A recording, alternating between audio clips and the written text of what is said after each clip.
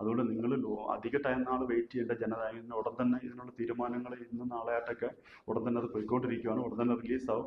അതുകൊണ്ട് എന്തായാലും ഇത്രയും വെയിറ്റ് ചെയ്ത് നിങ്ങൾ 2-3 ദിവസം, ഒരു 1 വീക്ക് കൂടെ നിങ്ങൾ എന്തായാലും വെയിറ്റ് ചെയ്യുക. എന്തായാലും റിലീസിലേക്ക് പോകുന്നുണ്ട്. കാരണം ഇങ്ങനെ ലീക്ക് ആയതിൻ്റെ പേര് അധികം സ്പ്രെഡ് ആവാതെ ഇനി ആൾക്കാർ കാണാതിരിക്കാൻ വേണ്ടി മാക്സിമം സ്പീഡിൽ സെൻസറിനെ അറിയിപ്പിച്ചിട്ട് അവർ ഇങ്ങനെ കാര്യങ്ങളൊക്കെ. നമസ്കാരം. നമ്മുടെ ജനനായകൻ വിജയുടെ വമ്പൻ സിനിമ ഇപ്പോൾ നെറ്റിൽ ഭയങ്കരമായിട്ട് എല്ലാവരും ഇരുന്ന് കാണുന്നുണ്ട്. അത് കാണുന്നതിന് മുന്നേ ഒരു കാര്യം, കാണാത്തവരെന്തായാലും നെറ്റിനകത്ത് എന്തായാലും ഇപ്പം എല്ലാ ചാനലിനകത്ത് ന്യൂസ് വന്ന സ്ഥിതിക്ക് എന്തായാലും സെർച്ച് ചെയ്യുക. സിനിമാ പ്രേമികൾ എല്ലാവരും സെർച്ച് ചെയ്യും. പക്ഷേ ആ പ്രേമം ഒരിക്കലും റിലീസാവാത്ത പടം ഇങ്ങനെ നെറ്റിൽ കണ്ടിട്ട് നമുക്കിത് ഭയങ്കരമായിട്ട് സങ്കടം ഉണ്ടാക്കുന്ന ഒരു കാര്യമാണ്.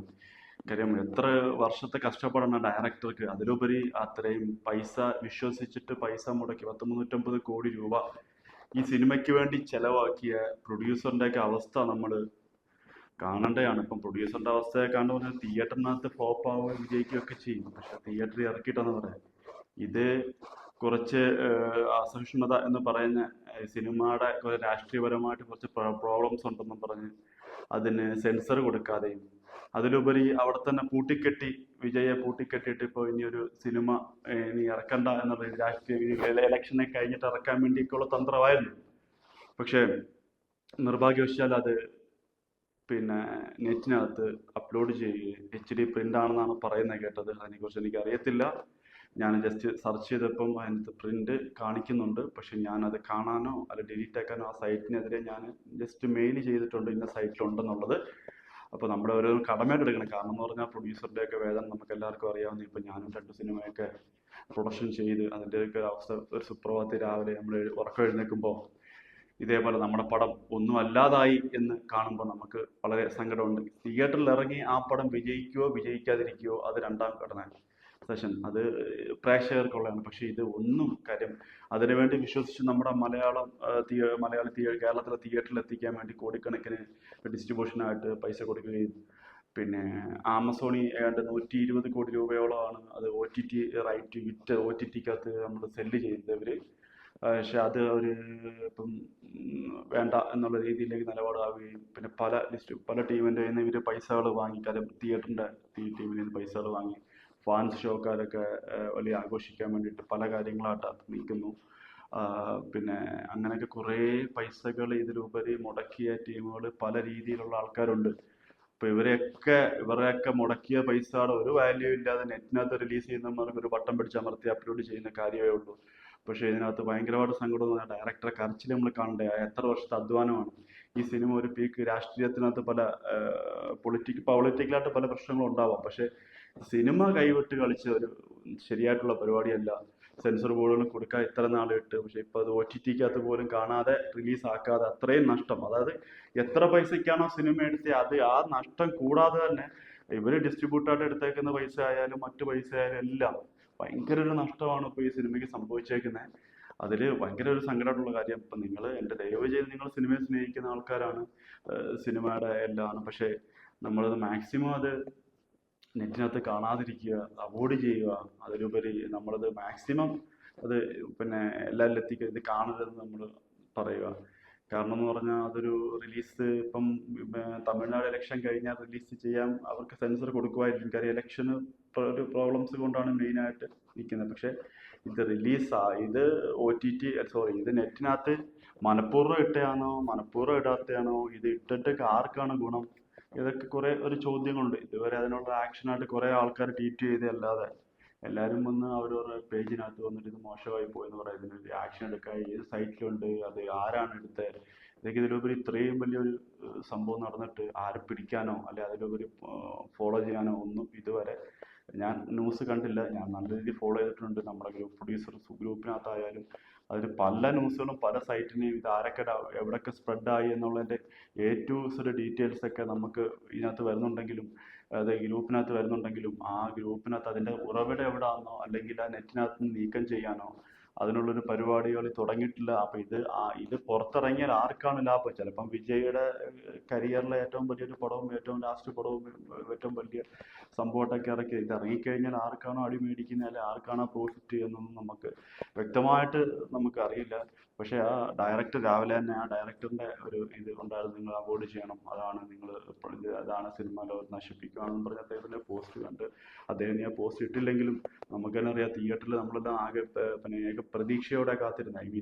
നമുക്കൊരു അടിച്ചുപൊളി ഒരു പടം, ഒരു ഫൈറ്റിംഗ് നല്ലൊരു പടം അത് നമുക്ക് കാണാം എന്നുള്ള പ്രതീക്ഷയോടെ ഇരുന്നിട്ട് നമ്മൾ ഈ ഒരു ഗതിയിലേക്ക് പോയത് അത് ഭയങ്കര സങ്കടം ഉണ്ടാക്കുന്ന ഒരു കാര്യമാണ്. അതുകൊണ്ട് മാക്സിമം നിങ്ങൾ പിന്നെ നെറ്റിനകത്ത് കാണാതിരിക്കുക. ദയവ് ചെയ്ത് ഒരു വ്യവസായം, കാര്യം പറഞ്ഞാൽ നമ്മുടെ ആയാലും സിനിമകളൊക്കെ ഇങ്ങനെ വരുമ്പോൾ നമുക്ക് തന്നെ ഒരു ഇത് പോകുന്നതാണ്. ഇപ്പോൾ ഞാൻ എൻ്റെ പടം തന്നെ നമ്മൾ റിലീസ് ചെയ്യാനിരിക്കുകയാണ്. ഇത് കാണുമ്പോൾ സത്യം പറഞ്ഞാൽ നമുക്ക് ഡബ്ബിങ് സ്റ്റുഡിയോയിൽ പോകേണ്ട ഒരു കോപ്പി കൊടുക്കേണ്ടി വരും, മ്യൂസിക്കിന് ഒരു കോപ്പി കൊടുക്കേണ്ടി വരും, എഡിറ്റിങ് ചെയ്തതിൻ്റെ ഒരു കോപ്പി കൊടുക്കേണ്ടി വരും. അപ്പോൾ ഇതൊക്കെ കാണുമ്പം ഇപ്പോൾ ഇത്രയും വലിയൊരു പടം വരും നിസ്സാരമായിട്ട് പോകുന്ന കാര്യം, പല പടങ്ങളും ഇതേപോലെ ചെറിയ ചെറിയ ബഡ്ജറ്റിൽ, ഇപ്പോൾ നമ്മളെപ്പോലുള്ള ചെറിയ ചെറിയ ബഡ്ജറ്റിലൊക്കെ പടം എടുക്കുന്ന ആൾക്കാരുടെ പടമൊക്കെ ഓട്ടോമാറ്റിക്കായിട്ട് റിലീസ് ഇതേപോലെയൊക്കെ ചോർന്ന് പോകുന്നുണ്ട്. പക്ഷേ അത് എന്തുകൊണ്ടാണ് ഇത്രയും പോപ്പുലർ ആവാത്തതെന്ന് പറഞ്ഞാൽ അത് അത്യാവശ്യം ആ പടത്തിൻ്റെ പേരോ മറ്റു കാര്യങ്ങളോ ആർക്കും അങ്ങനെ റിലീസിന് മുന്നേ അറിയാത്തതിൻ്റെ പേരിലാണ് ഇത്ര ഇതാവാത്തത്. അപ്പം അതുകൊണ്ട് എന്തായാലും ഇത് മാക്സിമം ഒന്ന് അവോയ്ഡ് ചെയ്താൽ നല്ലതായിരിക്കും. കാര്യം അതൊരു കുറേ ഒരു കഷ്ടപ്പാടുണ്ട്, ഒരു സമൂഹത്തിന് ഒരു ടീമിൻ്റെ ഏറ്റവും വലിയ ടീം വർക്കാണത്. അപ്പം അത് മാക്സിമം അവോയ്ഡ് ചെയ്താൽ നല്ലതായിരിക്കും. നമ്മളൊരു സിനിമയെ സ്നേഹിക്കുന്ന ആൾക്കാർക്കും അല്ലാത്തവർക്കും എല്ലാവർക്കും അതൊരു ഇതായിരിക്കും. ഇപ്പോൾ ഇലക്ഷനൊക്കെ ആയതിൻ്റെ പേരിൽ ഭയങ്കര ഇഷ്യൂസുകൾ ഇപ്പം ഈ സിനിമാ ചൊല്ലി തന്നെ തമിഴ്നാട്ടിലും അവിടെയൊക്കെ നടക്കുന്നുണ്ട്. ഇപ്പം നമ്മൾ തമിഴ് ഇൻഡസ്ട്രിയിലാകുമ്പോൾ 2 പടം എടുത്ത് വെച്ചേക്കുന്ന ഇപ്പോൾ റിലീസ് എനിക്ക് ചെയ്യാൻ പറ്റാത്ത ഒരു സിറ്റുവേഷൻ ഈ ഇലക്ഷൻ കഴിയാൻ വേണ്ടിയാണ് നമ്മൾ വെയിറ്റ് ചെയ്യുന്നത്.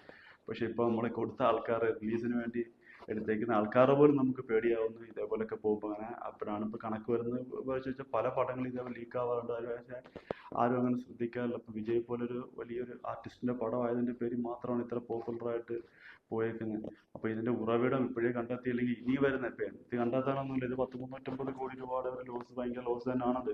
അപ്പോൾ അതിനോട് ഇൻട്രസ്റ്റ് ഇപ്പോൾ നമുക്ക് എല്ലാവർക്കും അറിയാം, ഒരു സിനിമയ്ക്കകത്ത് നമ്മൾ ഫിനാൻസ് എടുത്ത് വെച്ചിട്ടാണ് ചെയ്യുന്നത്, ആരുടെയും കയ്യിലെ പൈസയും കൊണ്ടല്ല.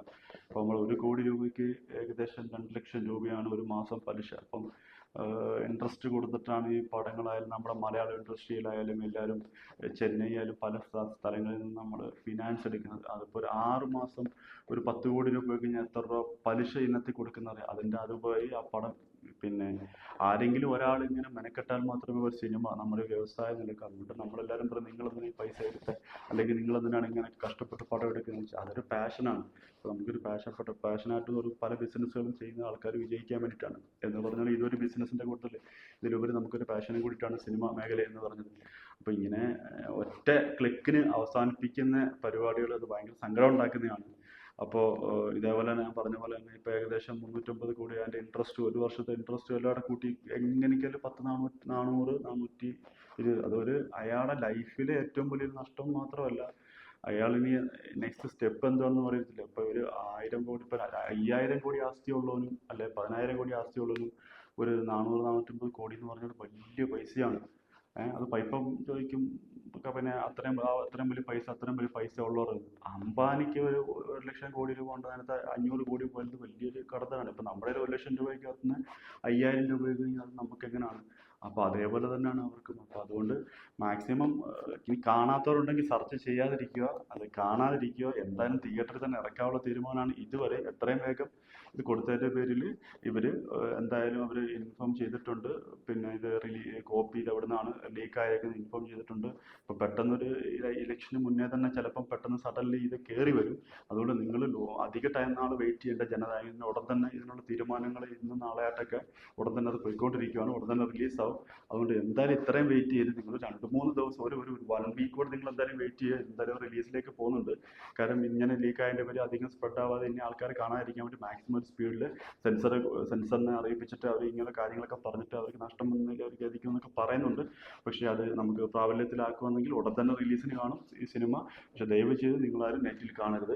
എനിക്ക് അത്രേ പറയാനുള്ള. ഒരു വ്യവസായമാണ്, കുറേ ആൾക്കാരുടെ സ്വപ്നമാണ്, അത് തകർന്നു പോകുന്ന ഒരവസ്ഥയിലേക്കാണ്. അതൊരിക്കലും നിങ്ങൾ ചെയ്യരുത്. ഉടൻ തന്നെ നമുക്ക് തിയേറ്ററിൽ തന്നെ കാണാം. മാക്സിമം സ്പീഡാക്കുന്നുണ്ടെന്നാണ് അറിയാൻ കഴിഞ്ഞത്. അപ്പോൾ ഓക്കെ, താങ്ക് യു.